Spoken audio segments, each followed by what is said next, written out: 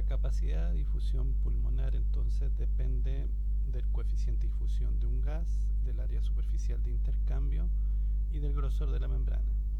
Ya hemos hablado del grosor de la membrana alveolo-capilar, hemos hablado de la superficie de intercambio y ahora vamos a analizar otros aspectos que también pueden afectar la difusión pulmonar. El enfisema. ¿Por qué? Porque el enfisema, entonces, o mejor dicho, vamos a hablar de ejemplos asociados a esto. El enfisema y destrucción de los alvéolos. Y los alvéolos representan el área total de intercambio, por lo tanto, si disminuye el área de intercambio, disminuye la capacidad de difusión pulmonar. En la fibrosis, ¿no es cierto?, aumenta la cantidad de tejido conectivo, de fibras de colágeno, incluso dentro de la membrana alveolo-capilar. El edema pulmonar puede implicar acumulación de líquido intersticial, lo que tiende a aumentar el grosor de la membrana alveolo-capilar y por lo tanto va a afectar la capacidad de difusión pulmonar. Por otra parte, en la anemia baja el contenido de hemoglobina y por lo mismo disminuye la unión de oxígeno a los eritrocitos y eso también afecta entonces la capacidad de difusión pulmonar. Por otro lado, el ejercicio aumenta el área efectiva de intercambio y eso aumenta la capacidad de difusión pulmonar. No es que obviamente aumente el área asociada a los alvéolos, que son relativamente constantes. Lo que aumenta es la irrigación sobre estos alvéolos y por lo tanto aumenta el área efectiva de intercambio en la superficie alveolar. Bueno, cuando comparamos el aire alveolar con el aire atmosférico nos vamos a dar cuenta que hay diferencias. Por ejemplo, vamos a ver que el aire alveolar contiene menos oxígeno que el aire atmosférico, que la presión parcial de CO2 es mucho más alta que en el aire atmosférico y que la presión parcial de agua también es muchísimo más alta que en el aire atmosférico. Esto se debe a tres aspectos fundamentales. Uno, cuando el aire se desplaza por las vías aéreas es humedecido. Dos, existe intercambio gaseoso entre los alvéolos y los capilares pulmonares. Y tres, existe una mezcla dentro del alvéolo de aire nuevo y de aire antiguo.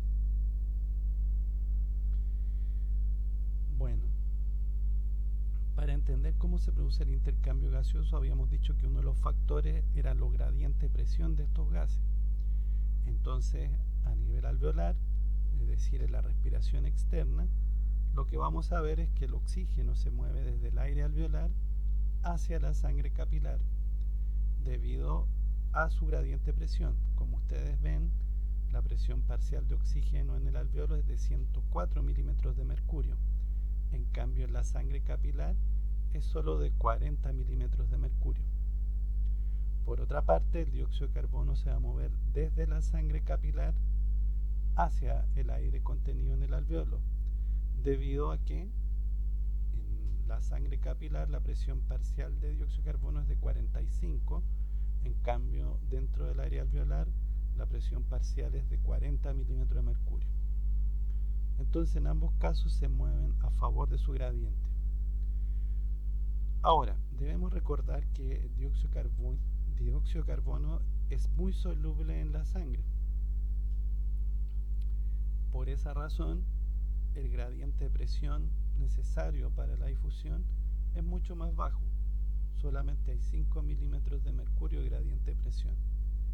Sin embargo, el oxígeno es menos soluble y por lo tanto requiere de un mayor gradiente de concentración o un mayor gradiente de presión parcial de oxígeno para que se produzca la difusión. Otro aspecto que también va a afectar el intercambio gaseoso es la relación ventilación-perfusión. ¿Qué significa esto? Es la relación entre el flujo de aire que llega a los alvéolos y la sangre que perfunde estos alvéolos. Entonces, por ejemplo, cuando hay algo como acumulación de moco espeso o cualquier factor que obstruya la vía aérea, esto va a ocasionar una reducción en la ventilación alveolar. Entonces, al reducirse la ventilación alveolar, la relación ventilación-perfusión, BQ, va a disminuir. Y eso va a hacer entonces que la presión parcial de oxígeno disminuya, porque va a haber, al disminuir la ventilación, va a haber menor aporte de oxígeno nuevo o de aire rico en oxígeno hacia el alveolo. Esa baja presión parcial de oxígeno va a desencadenar vasoconstricción arteriolar, algo que es bastante importante porque es opuesto a lo que hemos visto en la mayor parte del órgano y tejido, en donde la baja presión parcial de oxígeno producía vasodilatación. En este caso entonces produce vasoconstricción. ¿Cuál sería el sentido de esto? Al haber vasoconstricción, llega menos sangre hacia los alvéolos mal ventilados, pero esta sangre es redirigida hacia los alvéolos bien ventilados, mejorando entonces el intercambio gaseoso en los alvéolos bien ventilados. Asimismo, ¿no es cierto?, al reducirse el flujo de sangre al alvéolo, mejora la relación BQ y se puede aprovechar un poco mejor el intercambio gaseoso. Por otra parte, esta misma obstrucción en la vía aérea, por ejemplo por este mismo moco, va a hacer que la relación ventilación-perfusión al bajar también permita que se acumule dióxido de carbono, o sea, aumenta la presión parcial de dióxido de carbono. Y este aumento en la presión parcial de dióxido de carbono va a tender a producir bronquiodilatación, lo cual va a mejorar la ventilación hacia el alvéolo, va a mejorar la relación ventilación-perfusión. Entonces, si pensamos en un tumor que crezca dentro de la vía aérea obstruyendo el flujo de aire, ¿qué es lo que va a ocurrir? Va a bajar la presión parcial de oxígeno debido a que el oxígeno no es reemplazado, va a aumentar la presión parcial de dióxido de carbono debido a que este no es eliminado, y por lo tanto lo que va a ocurrir es que la baja en la presión parcial de oxígeno va a producir vasoconstricción a nivel arteriolar y el aumento en la presión parcial de oxígeno va a producir bronquiodilatación. Ahora bien, con respecto a la distribución del flujo sanguíneo en el pulmón, aquí tenemos el pulmón dividido en 3 zonas, siendo la 1 la más cercana al vértice y 3 la más cercana a la base. Nos vamos a dar cuenta que el flujo sanguíneo en el vértice es muy bajo, y a medida que nos desplazamos hacia la base nos vamos a encontrar que este va aumentando hasta ser el más alto. Esto se debe en parte, ¿no es cierto?, que en el vértice la presión alveolar es mayor que la presión arterial, por eso el flujo sanguíneo es el más bajo de todo. En la zona media ya la presión arterial es mayor a la alveolar y por lo tanto ya mejora el flujo de sangre y se considera medio. Y ya en la zona 3, ¿no es cierto?,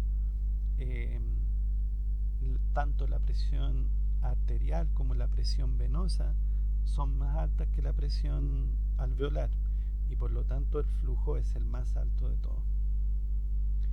Entonces, ya teniendo claro esto, vamos a ver que también hay diferencias en la ventilación alveolar dependiendo de la zona.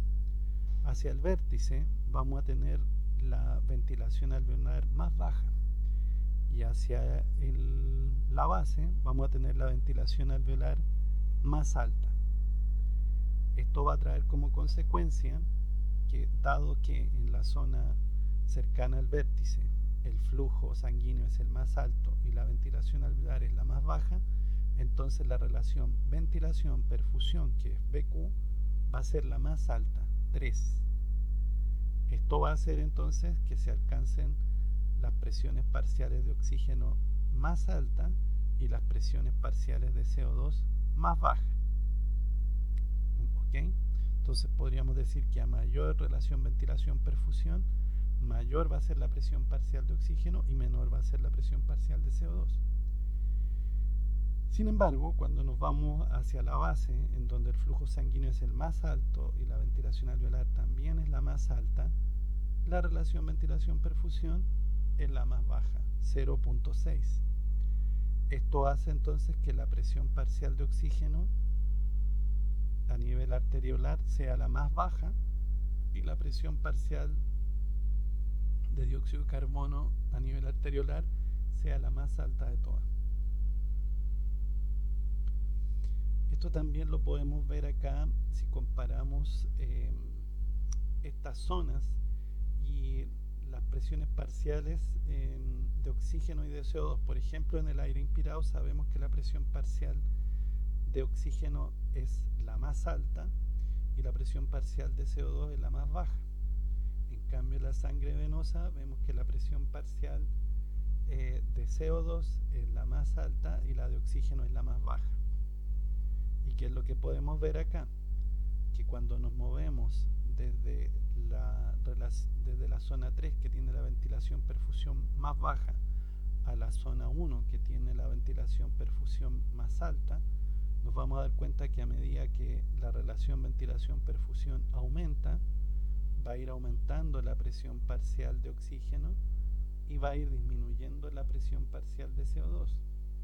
O si queremos lo podemos ver al revés. Mientras más baja sea la relación ventilación-perfusión, la presión parcial de oxígeno va a ser más baja y la presión parcial de CO2 va a ser más alta. ¿Ok? Entonces aquí podemos ver un ejemplo donde tenemos una cierta ventilación alveolar y un cierto flujo de aire, ¿no es cierto?, que va a permitir un intercambio gaseoso adecuado. Ahora, ¿qué pasa cuando hay alteración en la relación ventilación-perfusión?